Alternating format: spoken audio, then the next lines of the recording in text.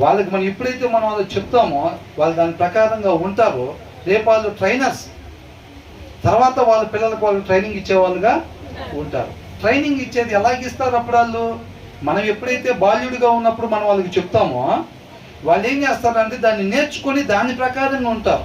ఉండేటప్పుడు తర్వాత వాళ్ళు ట్రైనర్గా అయ్యి వాళ్ళ పిల్లలకి చెప్పేటప్పుడు ఏమైందంటే వీళ్ళు చెప్పేది ఒకటి వాళ్ళ జీవితంలో చేసేది ఒకటి ఉండదు. అప్పుడు ఎలా ఉంటుంది?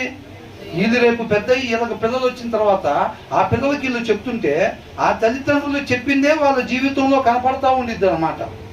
అర్థమవుతుందండి? ఇప్పుడు పాస్టర్ గారు దాంట్లో ఉన్న దాని ప్రకారం చెప్పి పాస్టర్ గారి జీవితంలో సరైన సాక్ష్యం లేదనుకోండి, ఆ విశ్వాసంలో మార్పు వచ్చిద్దా? రాదు. ఆ చెప్పేది ఆయన జీవితానికి రెండింటికి మ్యాచింగ్, కోయిన్సిడెన్స్ కావాలి. అర్థమవుతుందండి? అప్పుడే కార్యాలు జరుగుతాయి అన్నమాట. మన విశ్వాసం అంతా క్రియలతో కార్యసిద్ధి కలిగి చేసుకోవాలి. తర్వాత ఏమంటున్నారు?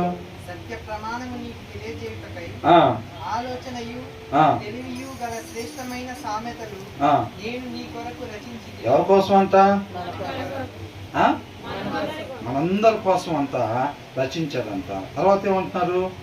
దరిద్రుడు అని దరిద్రుని దోచుకొనవద్దు చెప్తున్నారు అనమాట. ఇంకేమేంటి? ఆ 30 ఏదైతే చెప్తున్నా నీ హృదయం మీద రాసుకో.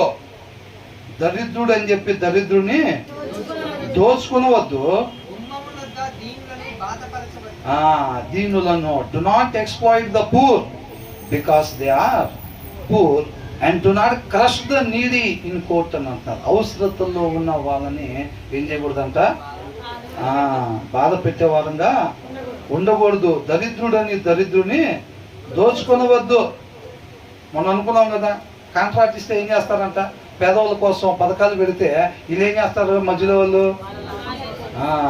వీళ్ళు దోచుకుంటూ ఉంటారు. ఎందుకని? వాడేం చేస్తారు? వాడు కేసు కూడా పెట్టలేడు మన మీద. ఏంటంట? కేసు కూడా పెట్టలేడు. వాడు కోర్టులో పెట్టుకుంటే ఒక లాయర్కి డబ్బులు కూడా ఇవ్వలేడు. కాబట్టి వాడి కాడ ఎంతైనా దోచుకోవచ్చు. బాగా చదువుకున్నా లేకపోతే బాగా డబ్బులు ఉన్నాయి అనుకోండి, వాడి కాడ దోచుకుంటాడు, 10 మంది లాయర్ నన్ను పెట్టి మన లోపల వేపిస్తాడు అని అనుకుంటారు. అదే పేదవాళ్ళ కాడ దోచుకుంటారు, ఏం చేస్తారు? ఇందాక అన్నాం చూసారా? కాబట్టి ఏమనుకుంటా, వాళ్ళందరూ కలుసుకున్నా సరే ఒక్క లాయర్ను పెట్టుకునే డబ్బులు కూడా వాళ్ళ దగ్గర ఉండవురా. కాబట్టి వాళ్ళ దగ్గర మనం దోసుకోవచ్చు. దోసుకున్న వాడికి దోసుకున్నంత అని అనుకుంటారు. కాబట్టి పేదవాళ్ళ దగ్గర అందరూ కలిసి ఈ ట్యాక్స్ డబ్బుల్లో వాటిల్లో వీటిల్లోనే దోసుకునేవారుగా ఉంటారన్నమాట. అదే ధనికుడైతే ఏం చేస్తాడు? ఒక 2500 కోట్లు ఏం చేస్తారు? బ్యాంక్ నుంచి లోన్ తీసుకొని